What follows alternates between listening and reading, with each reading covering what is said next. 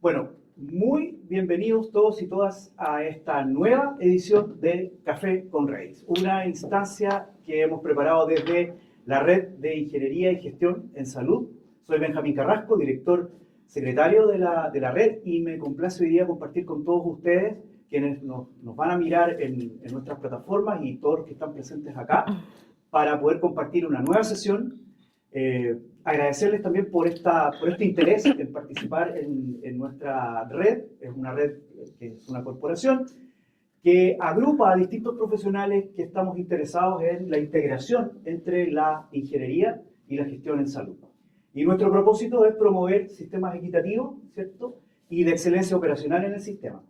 Nuestro propósito un poquito mayor, digamos, es de alguna forma también llegar a impactar en la política pública desde el aporte que la ingeniería industrial y las disciplinas relacionadas con la ingeniería industrial también, y los trabajos relacionados con la ingeniería industrial, pueden hacer al mundo de la salud en términos de gestión.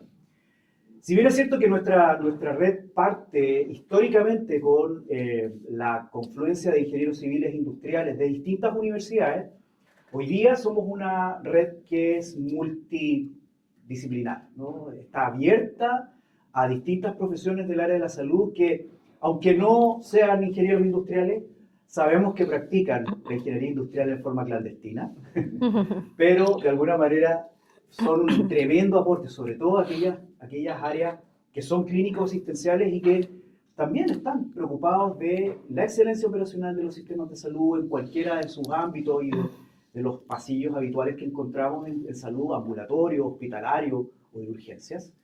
Y desde ahí, desde esa mirada clínica, también son un tremendo aporte para que podamos en conjunto integrar, como decía, la gestión clínica con la gestión asistencial y poder ser un verdadero aporte, no solo a los prestadores o a los centros de salud en donde nosotros no estamos trabajando, ¿verdad?, y en donde estamos aportando, sino que también vayamos generando el conocimiento, una base de conocimiento que nos permita también proponer en un futuro cercano cambios en la política pública del sistema de salud para que sea más equitativo para todos y todas. ¿Vale? Hoy día tengo el privilegio, lo mencioné en la invitación, tengo el privilegio de poder conducir este episodio en donde vamos a conocer un tema que, por lo menos para mí, es apasionante. Es un tema que es de múltiple complejidad dentro de los prestadores, pero al mismo tiempo es un área que, a mi juicio, puede generar un impacto mayor en los centros de salud que tienen actividad quirúrgica, fundamentalmente.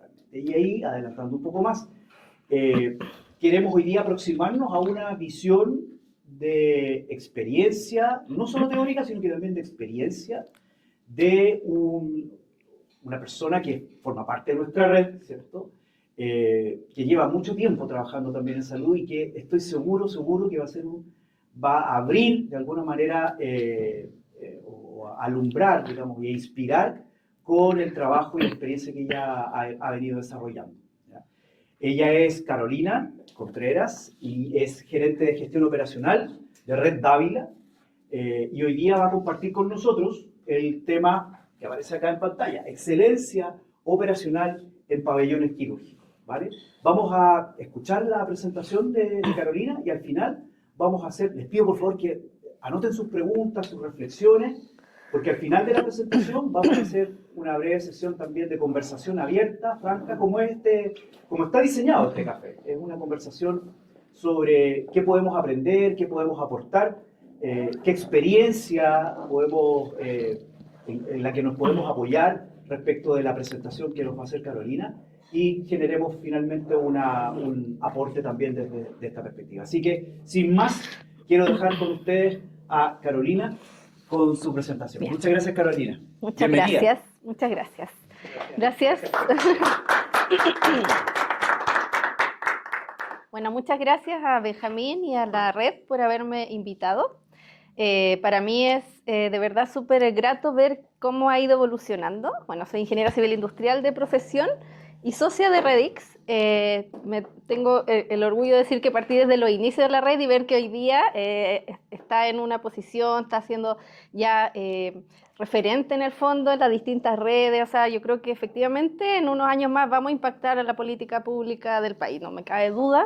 Creo que el mundo de la ingeniería cada vez se va posicionando más en la industria de salud, cada vez hay más ingenieros desde las universidades entrando en práctica, en memoria, así que muy agradecida por esta invitación y además de hablar un tema en lo cual me he desarrollado en los últimos, no sé, 9 o 10 años en salud, que tiene que ver con excelencia operacional. Ya también trabajo como profesora en el magíster de la Universidad de los Andes también en este mismo tema, así que feliz de compartir un breve resumen de un poco de metodología y como también decía Benjamín, de la experiencia práctica. Al final también, como siempre comento, los procesos se van repitiendo, o sea, los problemas de los procesos se van repitiendo, así que mientras más comentemos las soluciones, uno va a llegar a su institución y va a decir, ah, mira, puedo aplicar esta solución.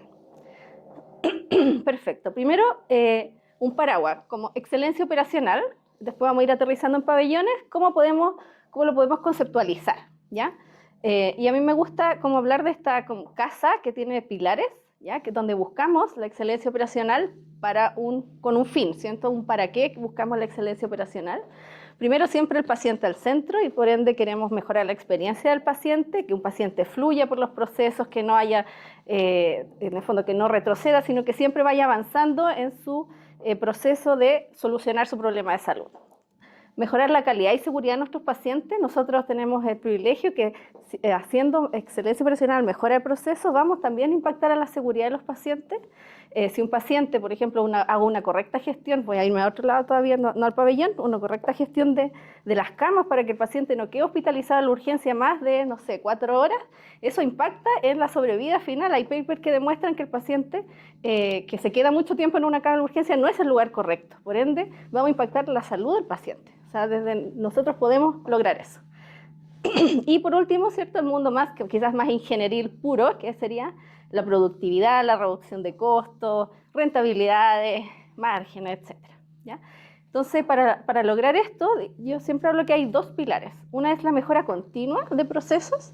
Entonces, ahí hay distintas metodologías donde yo me enfoco en un proceso particular, por ejemplo, el pabellón, que vamos a hablar hoy día en esta charla, y ahí está Lean Six Sigma, son mezclas de metodologías que se han desarrollado mucho en el mundo de salud, en, no sé, Brasil, en Estados Unidos, en Canadá, que son como más atingentes y simples para que uno pueda trabajar con el mundo clínico.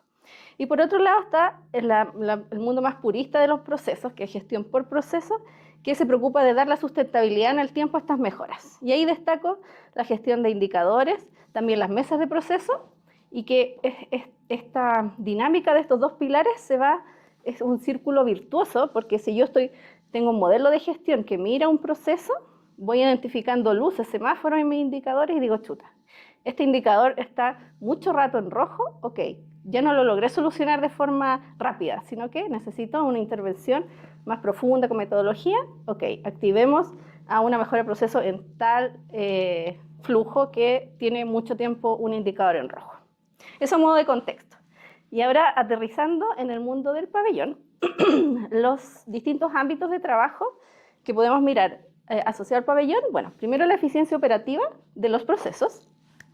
Queremos optimizar el flujo de trabajo, reducir los tiempos entre las cirugías, que eso es vamos a ver, hay un indicador clave que se llama el recambio de pabellón, que es desde que sale un paciente hasta que ingresa el siguiente y todo lo que ocurre para que eso sea lo más rápido posible. Hay que entender que el pabellón es como un avión, o sea, cuando está en aterrizaje, está en el fondo, cuando se está haciendo el recambio en la tierra, no, eso en el fondo está perdiendo productividad, tiene que despegar lo antes posible. Y efectivamente es muy similar porque el piloto es el cirujano y así, entonces tiene que ser como un pit que yo llego y lo hago muy ágil. Optimizar ese proceso implica que puedo aumentar la capacidad de no sé, por ejemplo, estos son casos reales, en la siguiente están las fuentes, después si la quieren ver, pero uno puede aumentar la capacidad de atención en un 20% si yo mejoro ese proceso de tiempo de recambio. Y vamos a ver cuáles son los benchmarks y a qué deberíamos aspirar. reducción de costos, la eliminación de desperdicio, optimizar el uso de materiales, las canastas quirúrgicas, un temazo, ¿ya? O sea, definir qué insumos, qué medicamentos voy a usar, el mundo del instrumental quirúrgico, cuál es la caja, con qué piezas debe ir adentro, afecta la esterilización también. Entonces, estandarizar eso es un mundo porque llegamos a la técnica clínica del médico. Entonces tenemos que poner de acuerdo a los médicos, etc. Pero si uno trabaja en eso, también puede reducir los costos operativos. La satisfacción del paciente, como les decía, una operación fluida puede mejorar la experiencia del paciente en un 25%. Aquí el flujo quirúrgico es un flujo donde el paciente pasa por muchos roles. Lo vamos a ver. Entonces, en esas transiciones en el proceso, el paciente se va quedando como abandonado, por así decirlo, porque las organizaciones son por áreas, por silos, ¿cierto? Entonces, cuando paso de un área a otra, el paciente dice, ¿qué tengo que hacer ahora? Y es un proceso complejo, o sea, uno no se opera todos los días, uno está asustado, o sea, toda la emocionalidad sobre el individuo que tiene que llegar a un pabellón o una mamá con su hijo, nuestro deber es mirar todas esas zonas grises en el flujo para que el paciente se sienta acompañado. En la seguridad del paciente también podemos impactar en reducir las infecciones, o sea, el proceso tiene que tener protocolos estandarizados, la pausa de seguridad que ocurre al inicio de la cirugía es clave, y eso puede evitar que uno opere por ejemplo, en vez de la cara derecha a la izquierda, o sea, ser rigurosos con los procesos y apoyar desde la documentación va a lograr que también afectemos la seguridad del paciente. Y por último, el bienestar del equipo. O sea, si tenemos pabellones que fluyen, que parten a la hora, que no se suspenden los pacientes, que no llegan cajas contaminadas de esterilización, obviamente va a hacer que se reduzca el estrés del equipo de trabajo y que trabajemos todos de una mejor forma.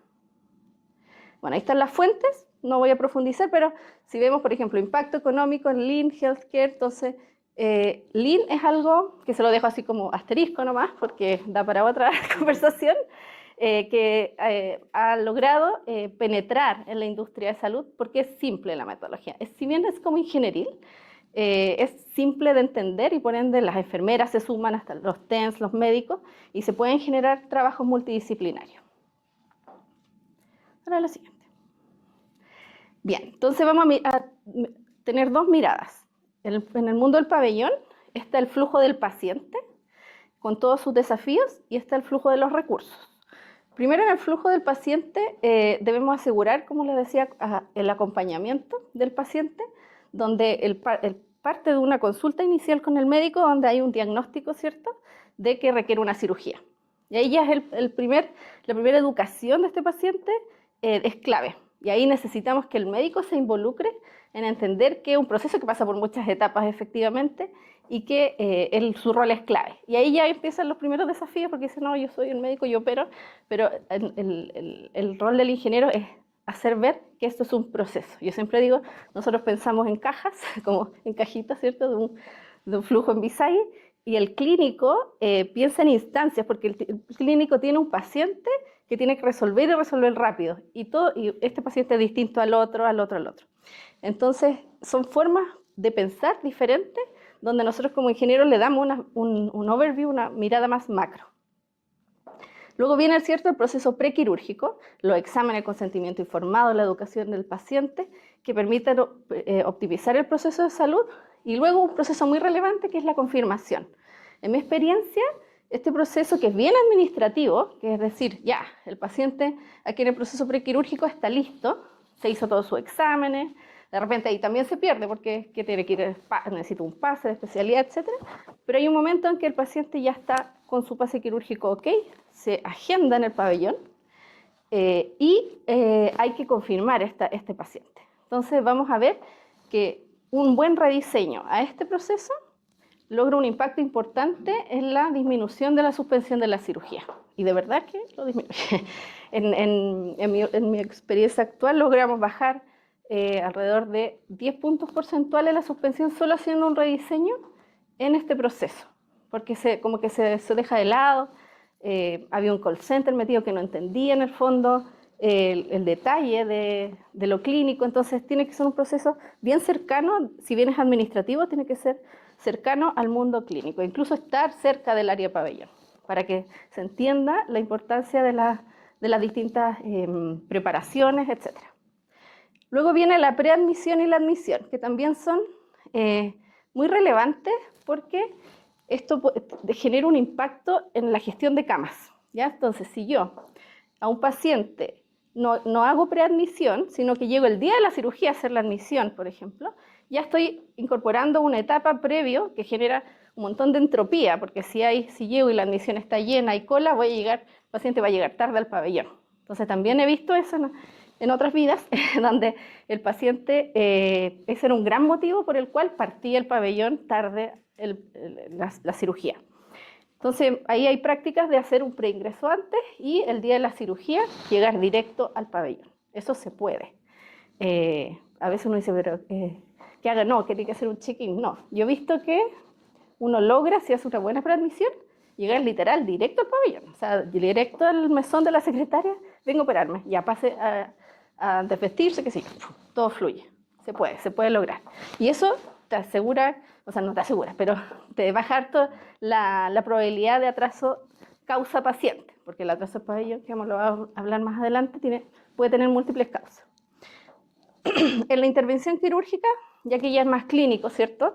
Ahí uno puede hacer el tracking de todos los pasos, pero en mi experiencia lo que uno más puede intervenir acá es analizar variabilidad.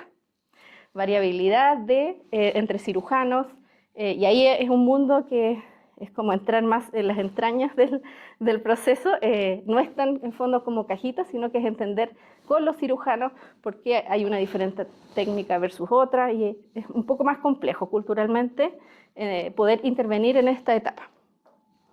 Y luego viene el recambio de pabellón, que es uno de los procesos clave para poder hacer eficiente la productividad, y voy a profundizar más adelante. Ese es el flujo del paciente. De hecho, el recambio está como en la zona gris, porque es cuando sale el paciente y entra el otro. ¿Ya? Pues también uno lo podría mirar desde el recurso. Y aquí también hay harta materia interesante. Entonces yo tengo un paciente que está pasando, pero además tengo una organización de un lugar, una organización que yo tengo que gestionar de forma eficiente. Tengo una capacidad instalada, que son mis pabellones, ¿cierto? Que son recursos muy caros, desde la construcción de un pabellón es de lo más caro que hay en un hospital.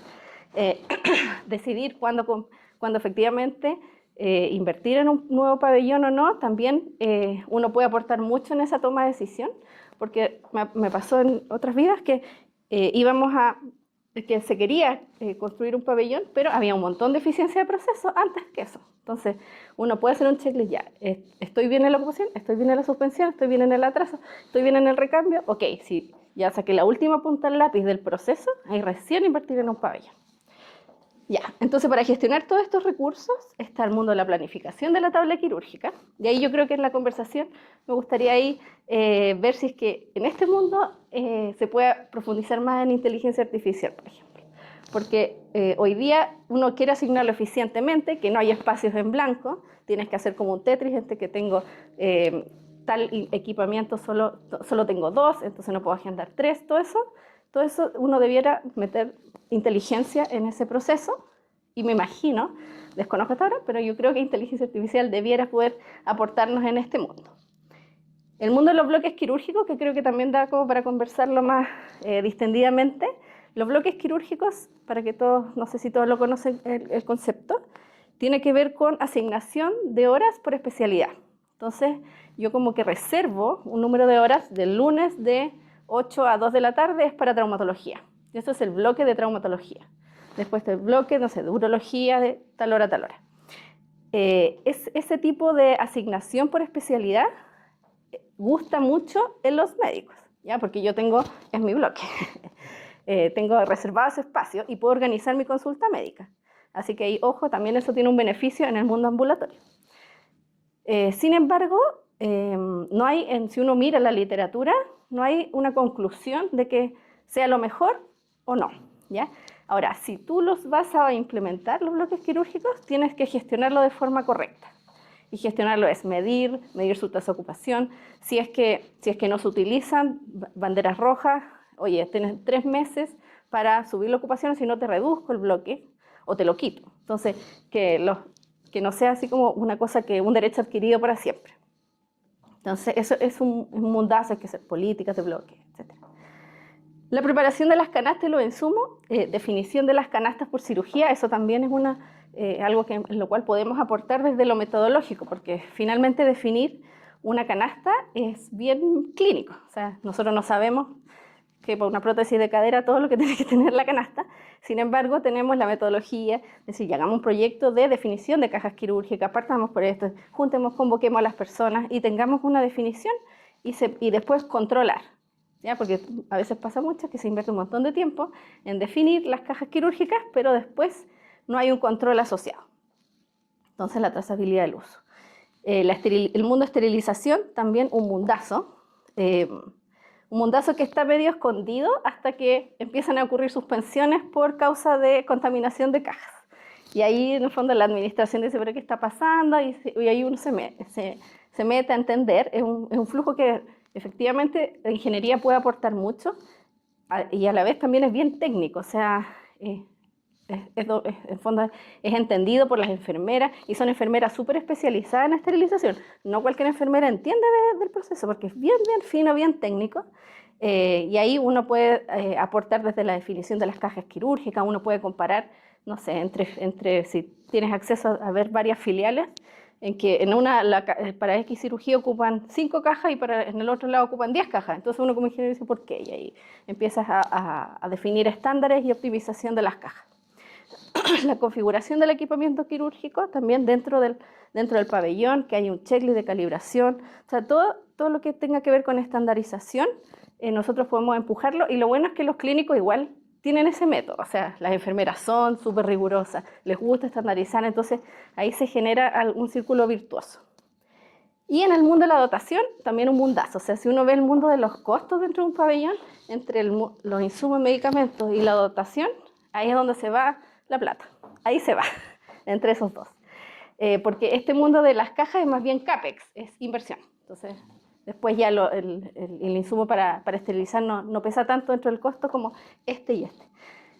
En el mundo de la dotación, ahí se puede hacer un montón de ingeniería, de trabajo en equipo, sí, mucho con los clínicos, porque típico ahí se genera a veces resistencia si llega el ingeniero y dice, no, sobra dotación. Entonces tiene que ser muy con pinzas cómo se aborda un proyecto de este estilo. Muy trabajo, muy en equipo, entendiendo que hay ratios que son clínicos. O sea, si una enfermera para 2 pabellones, eso es un estándar clínico. Eso te lo tienen que entregarlo ellos. Y con esa información uno puede ver las curvas de demanda y poder definir un staffing que sea adecuado a eso. Ahora, el mundo de los pabellones es un poco rígido, ¿ya? Por la lógica de turno y todo, entonces uno se puede ajustar, pero nunca va a ser perfecto, pero siempre se puede, no sé, definir horarios más cortos, en todos los pabellones hasta las 8, pero otros hasta las 5, dado que siempre es como un embudo en la utilización del pabellón. El horario prime es en la mañana, a los médicos les gusta operar temprano, en general está todo lleno, y después empieza así. Y a eso hay que poner la inteligencia de la cirugía ambulatoria versus la no, y eso también es un arte, porque una cirugía ambulatoria tiene que ir en la mañana, pero el médico, una cirugía compleja, prefiere que sea en la mañana, porque también la mente está más fresca. Entonces, también ahí hay un engranaje difícil de resolver. Al siguiente. Ya, esto vamos a hablar de los tiempos y algunos benchmarks para que nos quedemos con los ratios que son a nivel industria más adecuados. El porcentaje de utilización del pabellón, las horas efectivas, el porcentaje de ocupación. Ya hay un promedio de 80% súper bueno, súper bueno. Si estamos bajo 70% ya es subutilización, y sobre 90%, que a veces me pasa que desde mi mirada ingenieril lo encuentro excelente, porque estamos full ocupados, que me está pasando, efectivamente ahí ya uno puede implicar una sobrecarga importante en los equipos, no es como sostenible en el tiempo, porque es una locura en el fondo sobre 90. Y también atraso de los pabellones, extensiones de tabla, que igual puede implicar horas extra. Entonces, uno debería estar en torno al 80-85 súper bien. El tiempo de recambio, que es algo que también ahí metodología Lean aplica súper, que es el hito desde el paciente que sale hasta el paciente que entra, el siguiente paciente. Y esa la meta recomendada, se habla de 25 minutos para hospitales que tienen un mix entre ambulatorio y general, pero si es que miro solamente pabellones ambulatorios, uno puede llegar a 20 minutos como mejor práctica. Y a más de 45 hay una ineficiencia sostenida. El atraso de la primera cirugía, también un indicador muy relevante, menor al 10% ya uno podría decir que estamos bien. ¿Ya? Este sí que es difícil de mover. Y aquí, bueno, hay vertientes porque uno puede mirar el atraso de la primera cirugía y además mirar el atraso total. ¿Por qué? Porque el de la primera cirugía genera un efecto bola de nieve sobre toda la tabla. Entonces, cuando uno parte intervenciones sobre este indicador, parte mirando el atraso de primera hora, mejora ese y después avanza a los siguientes. En mi experiencia es bien difícil de mover. Requiere, aquí la clave es el médico jefe del pabellón. El liderazgo es súper importante porque uno empieza a avanzar con todas las razones que no son el médico. Uno puede, no sé, que llegue la caja mal, que no esté preparado el pabellón a tiempo. A veces las cirugías quieren partir a las 8, pero toda la dotación, su turno parte a las 8, entonces es imposible. Y dices, ay, tiene que llegar más temprano, ya, cosas. Uno empieza a avanzar, hasta que ya acotas todo y llegas a que el médico llega tarde. Y para eso son comportamientos humanos, entonces requiere un liderazgo fuerte, clínico, que diga, aquí no se llega tarde. Y el que se llega tarde, no se puede. Eso es clave. La productividad, ¿cuántas cirugías por pabellón hacer? En el fondo eso es la productividad. Cirugías por cada quirófano por día hábil equivalente. Día hábil equivalente es de lunes a viernes y el sábado mediodía, porque normalmente los pabellones los sábados abren hasta el mediodía. Y ahí hablar de 4,7 cirugías a 5 es súper bueno, ¿ya? En los casos que son pabellones dedicados a cirugía ambulatoria, 5, 6 y hasta 7 se podría hacer. Y ya si es cirugía mayor, de 4 a 5. Y ahí este es un indicador que al menos en mi mundo que trabajo en esto, es bien uno de los indicadores que uno persigue bastante. Uno está mirando cuánto estuve, ya estuve entre 5, no. Tenemos que llegar metas de 4,5 a 5. La suspensión de la cirugía también debe ser menor a 5%. Esos son benchmarks internacionales. Y es un indicador, como les decía, que la confirmación del paciente hace un alto impacto. Un alto impacto en poder lograr que el paciente no se suspenda. Como el fino de llamarlo, de cuándo llamar, ese también, eso hay que ir probando, ¿ya? Pero en general me ha dado buenos resultados llamar 7 días antes y 24, o sea, 2 confirmaciones logran tener impacto. Y ahí uno puede hacer rediseño de proceso, ver las causas, el paciente no asiste, descompensación del paciente. Cuando ya llegas a que la descompensación es el principal, ya estás bien, porque eso es algo que no puedes hacer, eso va a pasar siempre en el fondo. Ahí ojo con el paciente fantasma, que ahí a veces uno pilla a los médicos pero en este proceso de confirmación, porque te quieren reservar el cupo, que no se lo quiten. Entonces van poniendo root de alguien que tú encuentras repetido y lo vas pillando con este análisis. Eso también me ha pasado, paciente fantasma. Bueno, eso es el mundo de los procesos de los indicadores, pero para que esto sea sostenible en el tiempo y que no bueno, hicimos una intervención de mejora, salimos a ver otra cosa y ¡pum!, se vuelve como al indicador a rebotar, en el fondo. Es clave definir modelos de gestión que logren que esto no ocurra y que vaya más allá de las individualidades. Porque a veces uno llega y equipos comprometidos, enfermera sí, súper top, y después la enfermera se va a otra empresa y el indicador se puede caer. Entonces no tenemos que depender de la intención, sino que de un proceso de gestión. Entonces, para eso, la clave es proceso estandarizado. Una vez que lleguemos, ¿cierto?, a este proceso ya fino, súper depurado, que todo fluya, que no haya desperdicio, documentar, si es que ya llega una persona nueva, entienda cómo son los controles, los protocolos, tecnología integrada, y aquí yo creo que hay un desafío importante de incorporar plataformas de gestión que nos permitan, obviamente, que estos procesos no dependan de las personas, sino que la tecnología te vaya guiando los pasos. Una cultura, obviamente, de mejora continua, que esto se fomente una mentalidad de aprendizaje, que equivocarse no sea algo punitivo, sino que, mejoremos el problema. Y por último, que para mí esto me ha dado muy buenos resultados, que es lo que yo llamo el modelo de gestión, que son reuniones con indicadores clave, que son los que ya vimos. Lo bueno es que en el pabellón los indicadores que yo mostré son de libro, o sea, esos son los indicadores. Tú llegas al pabellón, tienes que ver el atraso, la suspensión, o sea, no hay donde perderse tanto en qué medir. Está súper estandarizado y hay muchos papers, mucho material. Y donde yo creo que está la clave es en el modelo de seguimiento de estos indicadores. Tener reuniones definidas con una lógica de cascada, es decir, reuniones diarias, reuniones semanales y reuniones mensuales, que vayan en fondo subiendo en jerarquía para el seguimiento. Entonces, en la mañana yo inicio la jornada y digo, chuta, ayer, y están todos los del pabellón, ¿cierto? La jefa, el médico jefe, la enfermera y el ingeniero de gestión de pabellón. Entonces, y todo el equipo. Si ayer, ¿cómo nos fue? Mira, la tasa de suspensión ayer fue un 15%. Chuta, ya, ¿qué pasó?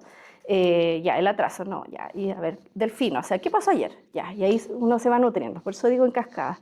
Ya, ¿cómo está el día? ¿Cómo estamos parados hoy día para ejecutar nuestra operación? Ya, falta personal acá, ya. Podemos redistribuir de la recuperación, sacar para que ya. Entonces, esa es una instancia. Después, una siguiente instancia, ya, una mirada más táctica, ya. La semana anterior, ¿cómo nos fue? Ya, la semana anterior estuvimos bien en esto otro. En esas reuniones semanales también tú defines iniciativas de mejora y haces seguimiento en esas mismas reuniones.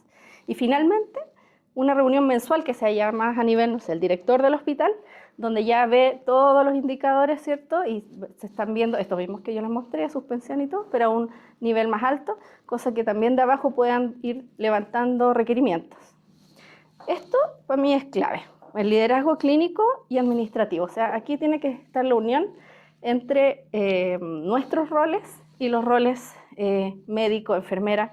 Siempre hablo de la triada, entendiendo la triada como médico, enfermera o clínico, porque si estoy en imagen es un tecnólogo y así, y el rol ingenieril. Esa triada, si trabajan de la mano, trabajan en equipo, con miradas complementarias, 100%, vamos a tener un mejor proceso, un mejor sistema de salud.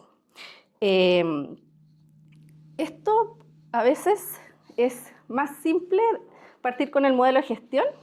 O sea, ya solo con el hecho de juntarse y mirar los números, en mi experiencia, empiezan a mejorar. Incluso y si no haces un gran rediseño, no sé qué, no. Solo con empezar a mirar, ver los números, chuta ya. Entonces, estamos todos mirando los números, entonces ya hagamos algo. Y ahí empiezan a mejorar los indicadores. Bueno, y la última lámina, ¿cómo partir? Bueno, está un poco linkeado a lo que yo les estaba comentando recién. Un modelo de gestión puede partir mañana. O sea, ustedes pueden preguntarse en sus procesos, ¿qué reunión podría definir la próxima semana para iniciar? Pueden partir una vez a la semana, miramos hacia atrás, no solo en pabellón, en el proceso en el que estén los indicadores y dar la rutina, la rigurosidad de juntarse una vez a la semana, que a veces da lata, puede ser, pero se genera el músculo y empiezan a salir nuevos indicadores una vez que ya van mejorando. Cuando la reunión se torna plana, ok, está este otro indicador y así, vas como tirando el hilo y vas mejorando de forma continua. Aquí ya entre el 2 y el 3, no sabía bien cuál poner, pero está el mundo de analizar, una vez que ya tiene los procesos súper así ya estandarizados, el modelo de gestión funcionando, uno puede avanzar en la variabilidad clínica. Protocolos, las guías clínicas por patología, la canasta quirúrgica, los insumos ya de ese paciente en hospitalizado. Entonces, eso ya requiere una madurez organizacional mayor que el primer punto, ¿ya? Porque tiene que estar todo el cuerpo médico también involucrado en que es bueno y es beneficioso para la institución estandarizar nuestras prácticas clínicas. Entonces, ahí requiere un nivel más profundo de accountability y que crean que esto es muy beneficioso. Y por último, la integración tecnológica incorporar ya sea workflow, por ejemplo, en la gestión de recursos humanos. Yo siento que todavía falta ahí más tecnología para poder hacer esto de forma más ágil. Como lo hablamos, incorporar inteligencia artificial en la planificación de la tabla, en el seguimiento de los pacientes, workflow, etcétera. Entonces, yo creo que aquí también se puede avanzar mucho más. Hemos hecho rediseño, se trabaja en los procesos desde técnicas, pero siento que falta todavía mayor profundización desde la tecnología. Muchas gracias.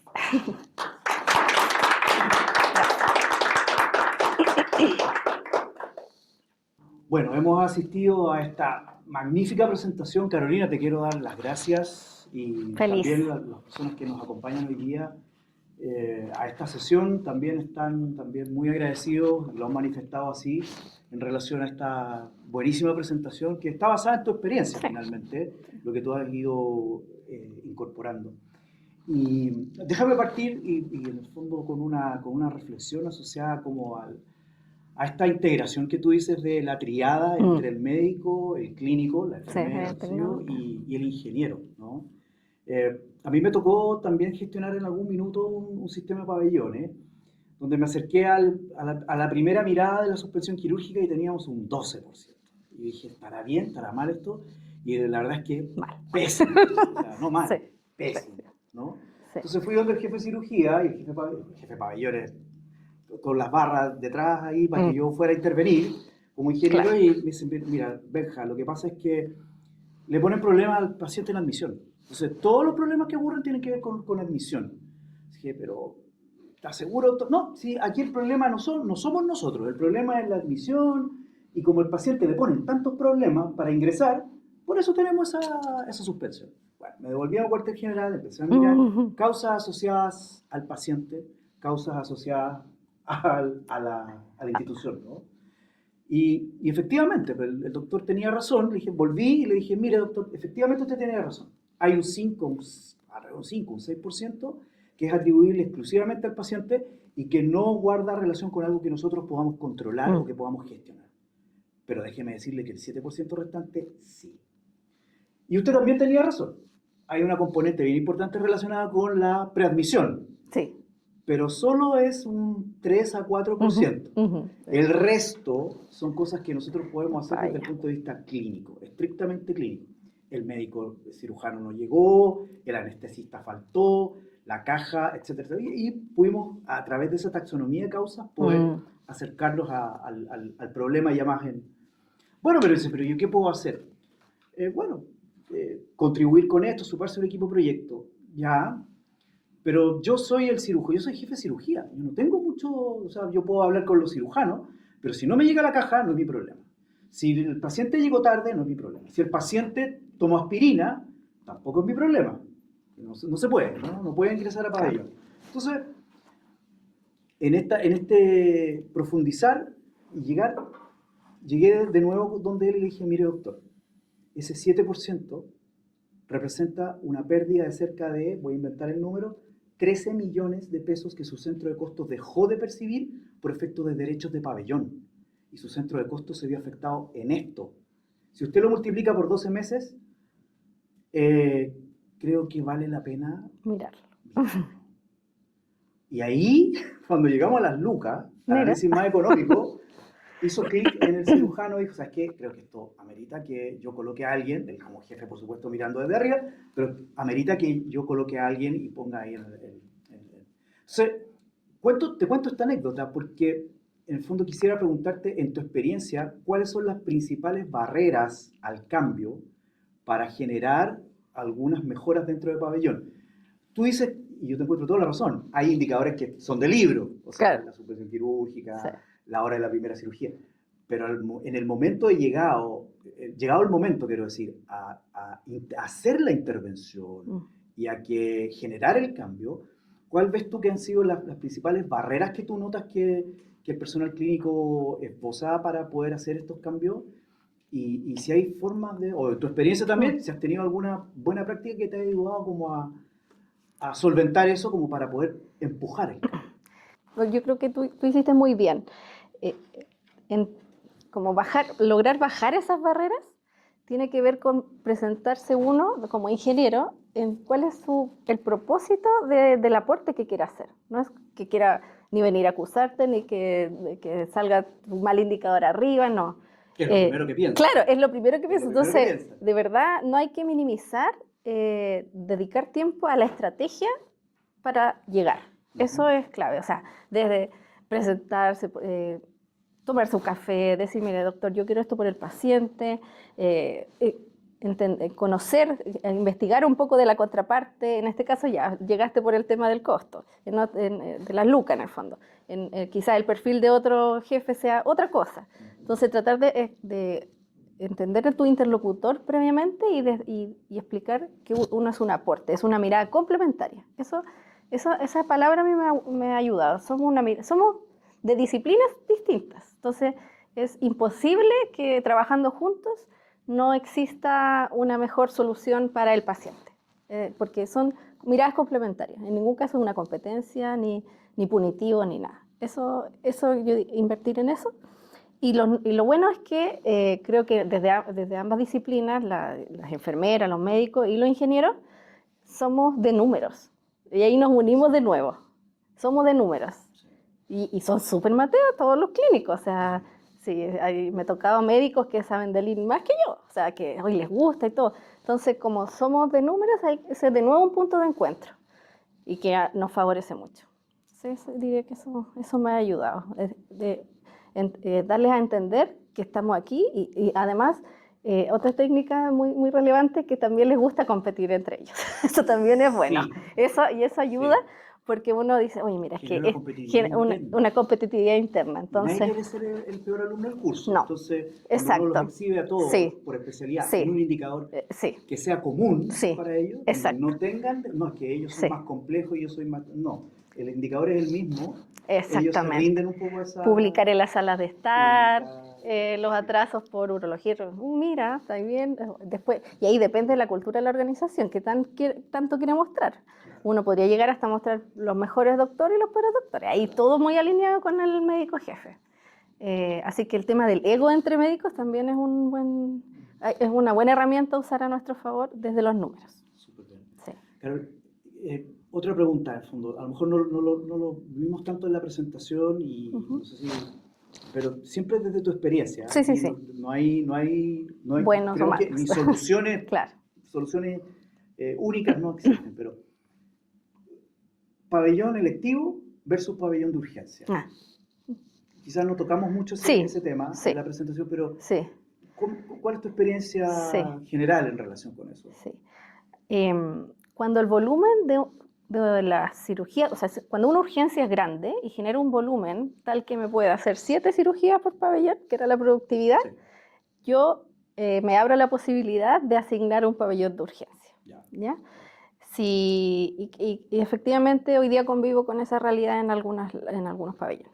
Pero en una institución donde una urgencia es más pequeña, se puede administrar dejando un pabellón no exclusivo, pero sí quizás con una menor ocupación, tratando de calcular en el fondo ese balance, no sé, quizás son 4 al día, con 3 agendando menos. Perfecto. Ahí seguramente el estudio de la demanda. Exacto. ¿Cómo llega?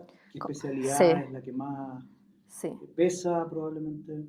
Más bien es como el volumen quirúrgico, más que la especialidad. Claro, porque hay vertientes que dicen, sí, toda institución tiene que tener un pabellón de urgencia. Y si la urgencia es pequeña, para mi opinión, se puede administrar de otra forma y sin impactar la seguridad del paciente. Pero si el volumen de una urgencia grande, amerita tener pabellones dedicados, o si no va a ser una entropía muy grande, atraso. Y mira, en esa misma línea te quería preguntar un poco los pabellones de especialidad, porque uno encuentra que es que nosotros necesitamos un pabellón oftalmológico y el pabellón oftalmológico necesita una implementación X, que es bien distinta del pabellón general, que por ejemplo para digestivo, en el fondo que en digestivo pueden venir pueden confluir en ese mismo recinto, en ese mismo quirófano, múltiples especialidades, si se quiere, pero los que son más de especialidad demanda recursos, demanda detención del pabellón si es que la demanda no lo justifica. ¿Cómo ha sido tu experiencia? Bueno, la pandemia me ayudó harto porque en la pandemia como un momento en que no se podía operar mucho. Entonces yo creo que a muchas instituciones le pasó que pudieron hacer como un lienzo blanco. Ya, no hay bloques, no tenían sentido los bloques. Entonces ahí me tocó una buena experiencia de partir de cero. De partir de cero definiendo, o sea, cuando volvimos de la reactivación quirúrgica post pandemia, obviamente que los médicos exigían sus bloques. Primero fue no, aguantemos, no.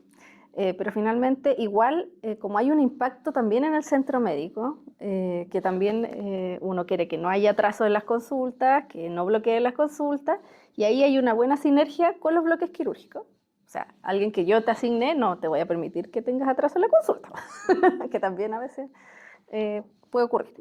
Entonces, al hacer lienzo en blanco, hay que sería el ideal, dedicarse a asignar correctamente los bloques. ¿Ya? Primero, ver si existe realmente el volumen quirúrgico para poder asignar, y una vez que tú identificas ya el comportamiento de esta especialidad, efectivamente es los miércoles de 8 a 2 sin bloques. Entonces, si yo ya sé que ese día efectivamente tiene organizada su agenda para ir ese día, ya, ok, estoy dispuesta a que probemos el bloque. Probemos.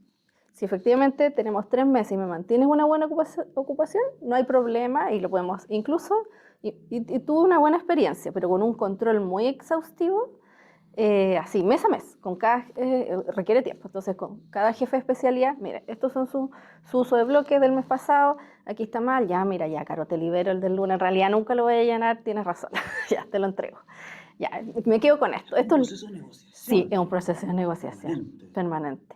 Sí, exacto. Pero es bueno porque al final, ya, yo te doy y después le pido otra cosa por otro lado, entonces, si uno lo administra bien, yo eso puedo aconsejar. Si lo van a hacer, tienen que saber que hay que gestionarlos. Si los dejas así libre albedrío para siempre, es lo peor. Cada uno se toma el bloque. No, es que se lo consideran como propio. Derecho adquirido. Derecho adquirido, nadie lo puede tocar. Y otra, claro, muy relevante. La liberación de los bloques. En ningún caso es hasta el día anterior, sino que entre una semana o 2 semanas antes, lo que a mí me ha dado resultado es que se liberan los bloques. O sea, si no se llenó, se libera. Y ahí eso genera presión para que no perderlo, y va traccionando también en el fondo que vayan agendando y todo. Sí. Bueno, antes de seguir con las preguntas, quiero estimular también e invitar a los asistentes que están hoy día, que nos acompañan, a que preparen sus preguntas para que podamos aprovechar al máximo la experiencia de Carolina, que está acá compartiendo con nosotros. El siguiente tema o reflexión es, claro, los médicos estrella. Rockstar. Los rockstar. La rockstar. Sí.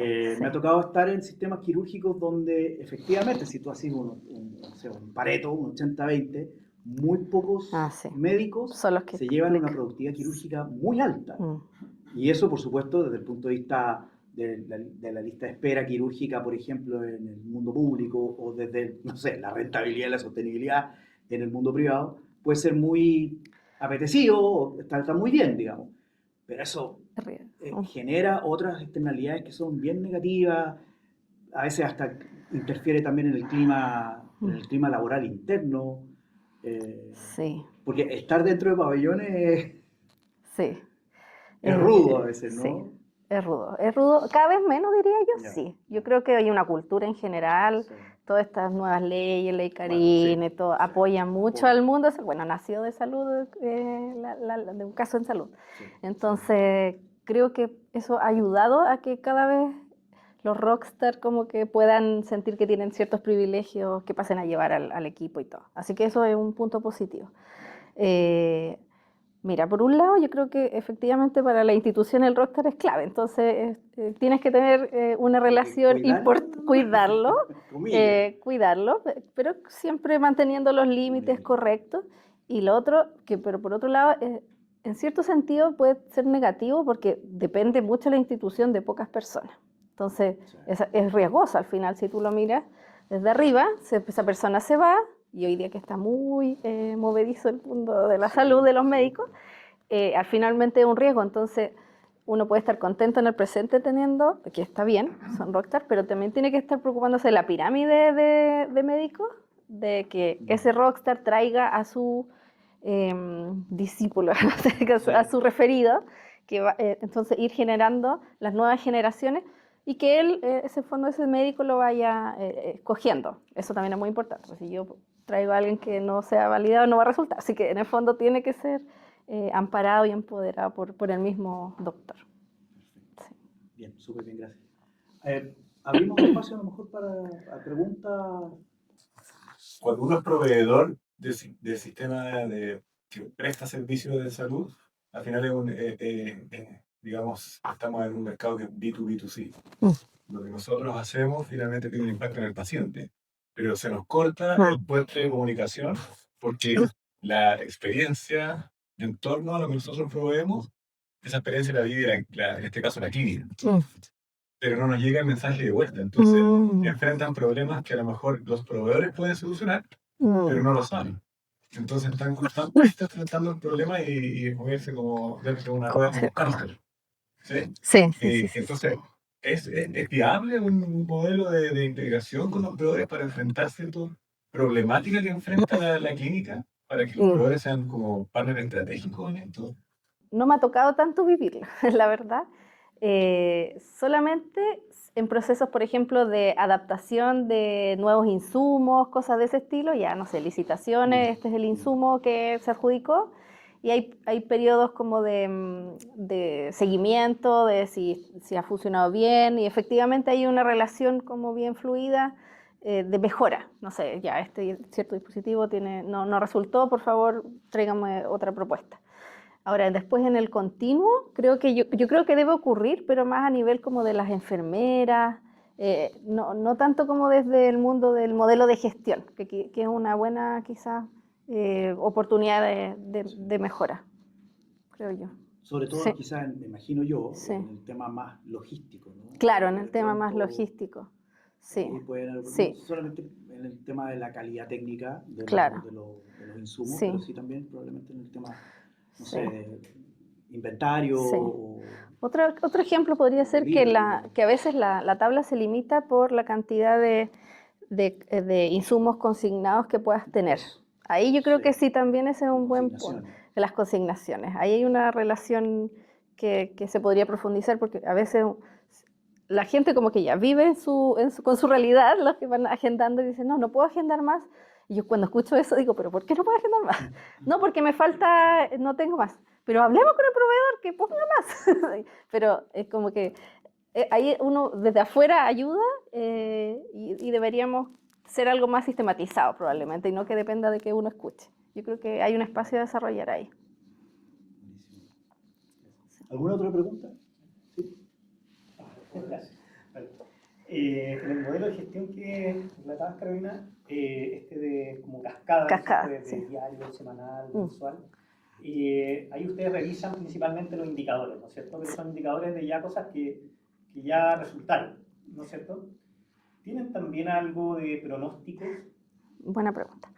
En la diaria tú ves el pasado, pero también en el fondo es cómo me paro para el día también, cómo enfrento mi día, me falta algo, hay algún riesgo de algún proveedor que va a traer algún insumo, ya. Eso también es como a futuro, pero durante el día. En la semanal, en el mundo de pabellón, efectivamente se ve el pasado, pero también uno ve la tabla futura. Entonces tú puedes identificar si en mi experiencia, a lo que he llegado así similar a lo que estás contando, es si es que me van a faltar camas. Entonces yo proyecto la tabla, proyecto la estadía promedio de cada cirugía, lo meto en un simulador y me va a decir, dado mi capacidad de camas, voy a quedar corta. Entonces ahí puedo, en esa reunión semanal, decir, mira, ¿puedes reubicar estas cirugías? Ok, ya me llevo esa tarea y lo reubica. Eso es lo más sofisticado que he llegado.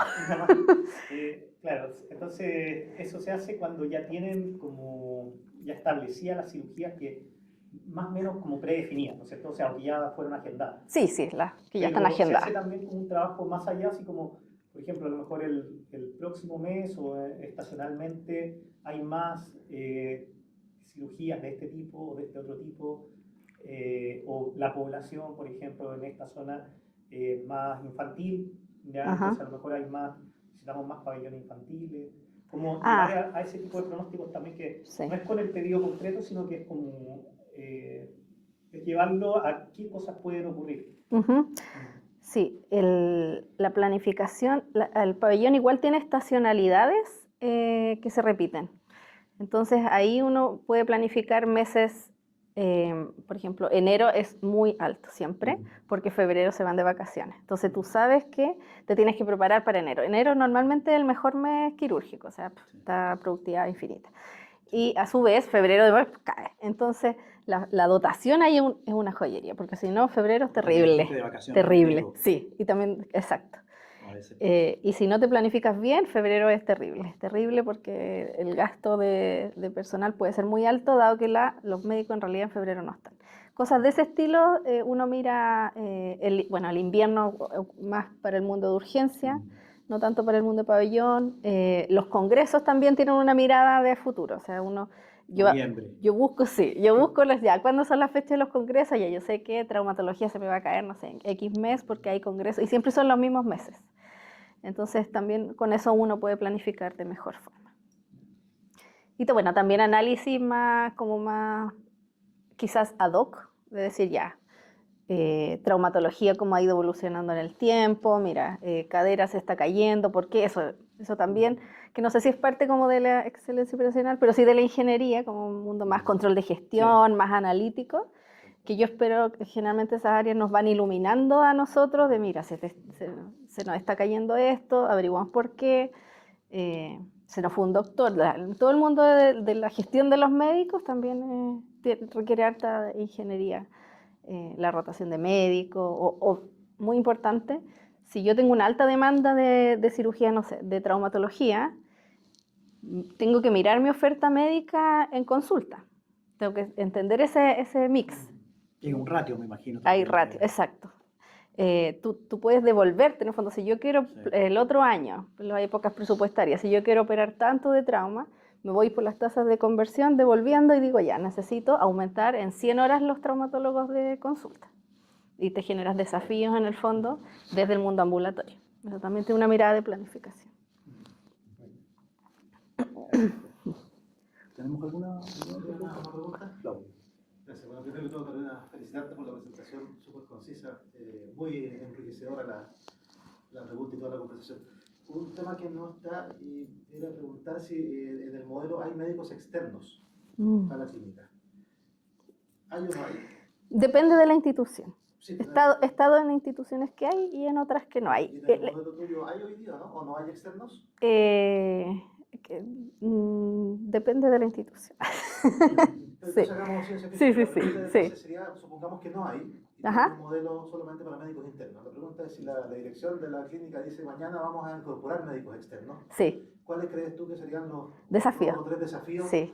Que me imagino que son inmensos. Inmenso, sí. De cómo incorporarlos en un modelo que está con los internos. ¿Sabes? Claro, en general al mundo, o sea, de los liderazgos clínicos, y yo también me pongo gorra médico, no es tan aconsejable los externos porque tú pones un sello en el fondo de la institución en la que estás, tienes guías clínicas, tienes estándares, que un externo es muy difícil inducirlo rápidamente y que lo entienda y que quiera hacerlo en el fondo.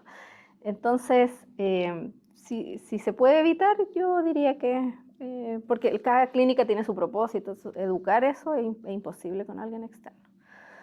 Y en las instituciones en las que sí ha existido, efectivamente es complejo, es complejo por lo mismo.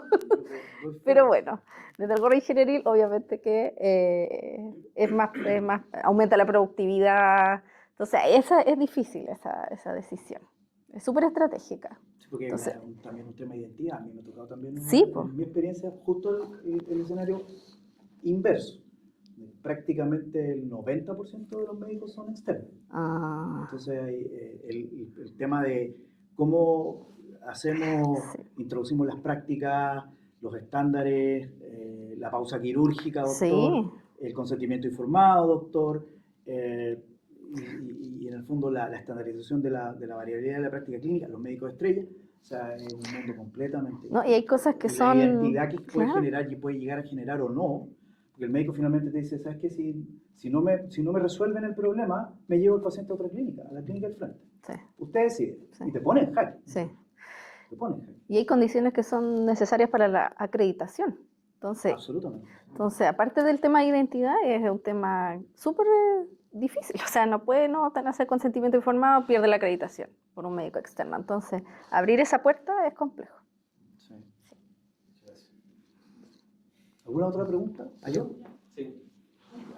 Desde tu experiencia, no sé cómo se verá la diferencia entre estas dificultades como en el ámbito público versus el privado. Como cuáles son los desafíos que los diferencian. Buena pregunta. Bueno, yo no estaba en el público, pero sí de lo que he escuchado, de lo que uno puede mirar.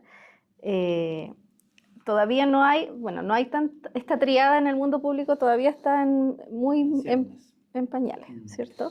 Entonces, dado eso, dado que es algo que se impulsa mucho desde esta disciplina, es muy probable, y de lo que yo he escuchado, porque no he estado de nuevo en el público, es que no hay tanta gestión de indicadores, estas reuniones, modelos, y eso hace que obviamente que la productividad no pueda seguir mejorando, porque esas luces, esos rojos, verlo en presentaciones, lo que hace moverte la silla. O sea, a mí me encanta cuando una reunión termina en que vamos al pabellón, o vamos a ver el lugar. O sea, esa reunión fue perfecta, porque generó que todos vamos a ver, tenemos que ir a mirar. Entonces, hay espacio de productividad en el mundo público de forma importante de lo que yo he visto y he leído. Ahora, hay una posibilidad enorme, por ende, de integración público-privada. El tema de las listas de espera.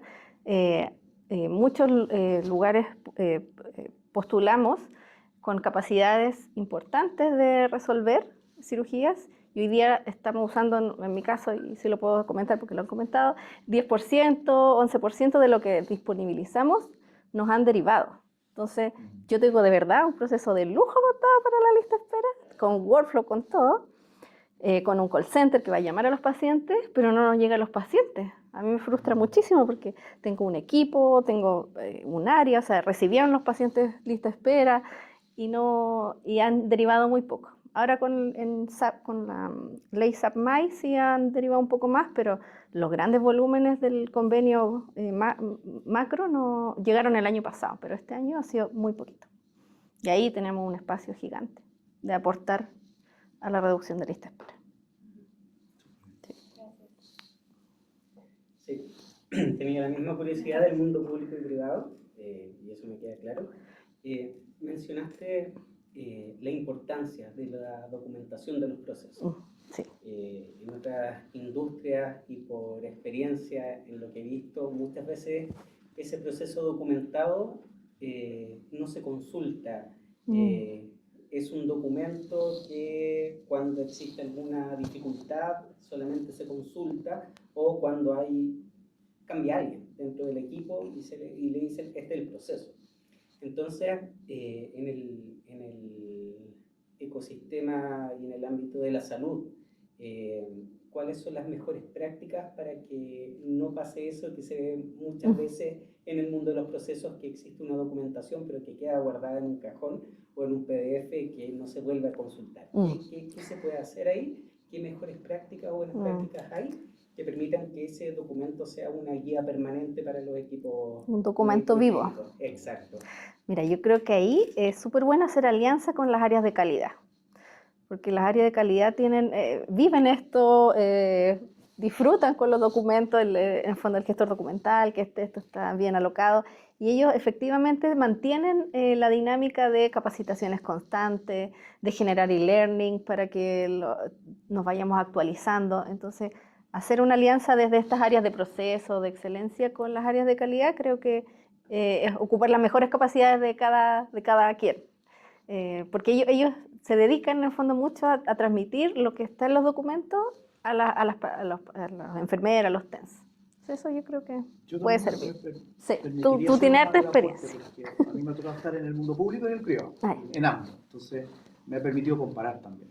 Y concuerdo contigo, que en el fondo las áreas de calidad hoy día, bueno, yo tengo una formación ustedes lo saben, tengo una formación muy importante en el ámbito de calidad, y mi desarrollo también dentro de dentro del mundo de la salud ha estado fundamentalmente en calidad y seguridad del paciente y la gestión de calidad y seguridad del paciente. Y ahí yo te diría que una de las cosas que, en mi experiencia por lo menos, ha funcionado mucho, tanto en el mundo público como en el mundo privado, es la capacidad que uno puede tener como gestor de poder hacer cambiar el paradigma de los que participan en el proceso, de ser y sentirse parte del proceso.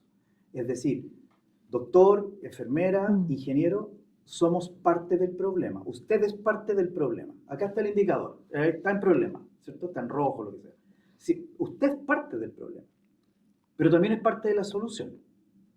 Y todos somos parte del problema. En la medida que cada uno de ellos se sepa parte de un proceso, hay un camino más fluido o más despejado, si quiere, para poder hacer que el proceso que está documentado, dibujado en Visage y está en un PDF, y que realmente, técnicamente, es un lujo, realmente opere lo que está pasando. Me ha tocado que si tú le preguntas a un jefe de admisión o a un jefe de pabellones, a un jefe de admisión, ¿qué es lo que debe hacer un paciente para entrar? Él te lo va a recitar. Paso 1, paso 2, paso 3, paso 4. Ahora vamos, ¿cómo dices tú? Vamos al lugar y miremos al paciente. Y resulta que no pasa. O pasa algo distinto. Entonces, lo que creemos que pasa, que es lo que yo recito como jefatura o como gerente desde el PDF, si tú vas a la realidad, te das cuenta que no está pasando siempre. Y hay distorsiones. Me he encontrado yo con distorsiones aberrantes en algunos casos de algunos admisionistas de repente que, no sé, rechazan pacientes de la urgencia. ¿Pero por qué lo rechazan? No, porque hay una instrucción. ¿Y esa instrucción de dónde salió? No, es que el jefe me dijo. Y cuando voy donde el jefe, sí, pero esa instrucción ya está obsoleta. Eso era hace 2 años atrás. Pero ¿cómo no cambiamos eso? A veces pasan cosas que son distorsiones muy grandes que uno ni se las imagina desde el mundo de la gestión. Entonces, al final del día yo te diría, un proceso no es un diagrama. Un proceso son personas cumpliendo acuerdos y cumpliendo compromisos. Y para eso este modelo de gestión que presenta Carolina, lo encuentro pero una joya, porque en el fondo tú estás permanentemente generando estas reuniones, generando el awareness en cada uno de los gestores clínicos para entender qué es lo que está sucediendo, para ir al lugar de trabajo y al sitio del suceso para verificar si efectivamente lo que está pasando es lo que decimos que pasa, y finalmente para hacer rediseño y para ir cambiando permanentemente. Pero te insisto, para mí un proceso no es un diagrama. Para mí son personas cumpliendo acuerdos, cumpliendo compromisos. Y para eso hay que gestionar esa componente también, ¿no? No sé si hay alguna otra pregunta de la audiencia. No sé, pero lo que van comentando como que empieza así a volar. Genera reflexión, claro. Sí. Entonces, en ese mismo tema, en el mundo público, bueno, ahí probablemente los departamentos de calidad también son más pequeños, o quizás, no sé, me imagino que es muy distinto con el mundo privado. Y ahí hacer cumplir los procedimientos o llegar a estos acuerdos es más difícil aún. Sí, desde ese punto de vista, probablemente, lo digo también desde mi experiencia, solamente eso, creo que al estar en el mundo público y en el mundo privado es más fácil. En el mundo público es más fácil partir por pilotos, depende del alcance del proyecto, ¿no? En el mundo privado, como hay otro conjunto de reglas, hay otra gobernanza también, y hay otras estructuras de apoyo que están mucho más validadas. Los ingenieros de partida estamos mucho más validados ahí que en el mundo público. Creo que en el mundo público el alcance de este tipo de iniciativas puede ser un poco más pequeño al principio. Y en la medida que tú vas validando ciertos pilotos, puedes ir moviéndote de un servicio en otro para ir generando una masa crítica. En el mundo privado, en mi experiencia por lo menos, como el alcance, puede haber un alcance mayor, porque la gobernanza es distinta. Y ahora, no sé qué opinas. igual yo siempre aconsejo hacer piloto, independiente de la gobernanza, pero efectivamente es más rápido la toma de decisión. Ok, el piloto resultó, ok, escalemos y vamos con todas las filiales, con todos los servicios. Pero en el mundo de los procesos, los pilotos, las simulaciones también son parte de la metodología de procesos, y lo bueno es que en salud, el mundo clínico también le encantan los pilotos. Así que yo que estuve en otra industria, era como será ineficaz perder tiempo hacer un piloto, no sé, en otra industria, pero acá les gustan mucho los pilotos y yo encuentro que es muy bueno. cuando, Sí. claro, cuando tú te sientes como pionero dentro Sí, de tu sí, organización sí. y yo soy el primero y yo estoy en esto. Y después, obviamente, también hay un tema que es crucial para mi gusto, que es el reconocimiento. O sea, si un piloto salió Sí, bien, sí. llenémoslo de reconocimiento organizacional, démosle el estímulo que corresponde, y no estoy hablando necesariamente de un estímulo No, económico, no. sino más bien la visibilidad que ese equipo tenga dentro de la organización para poder apoyar a que, mira, si ellos pudieron, Sí. ¿por qué nosotros no? ¿Verdad? Entonces se va generando esa dinámica organizacional que es bien, bien interesante. Bien interesante. ¿Sí? Una más. Sí, por supuesto.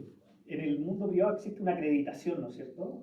Como una Sí. especie de acreditación. ¿sí? En el mundo público En también. el mundo público también. Ya. Sí, es para todos los prestadores. Ya, perfecto. Sí, sí, sí. Es una acreditación de estándares mínimos de calidad. Y aquí a lo mejor me voy a No, mover no, un poquito está a perfecto. otro tema, Sí. que da para otro café. Es un sistema único de acreditación, ¿cierto? Para público y privado que tiene los mismos estándares y que de alguna manera lo que busca es que dar fe pública de que las instituciones tienen un sistema de gestión de calidad presente y que vigilan ciertos estándares de calidad que son propios y definidos por el Ministerio de Salud y que son fiscalizados por la Superintendencia de Salud al día de hoy, ¿no? Pero básicamente los estándares son los mismos. Hoy día estamos a punto, ya salió la segunda parte del manual de estándares de atención cerrada, o sea, de hospitalarios, así que no, le va a afectar a los prestadores hospitalarios de atención cerrada, se aumentaron los estándares y precisamente hay un nuevo estándar que es de procesos clínicos. Así que yo celebro mucho esa definición del ministerio porque de alguna manera nos va a empujar y también, obviamente, los ingenieros vamos a tener nos van a necesitar nos más. van a necesitar.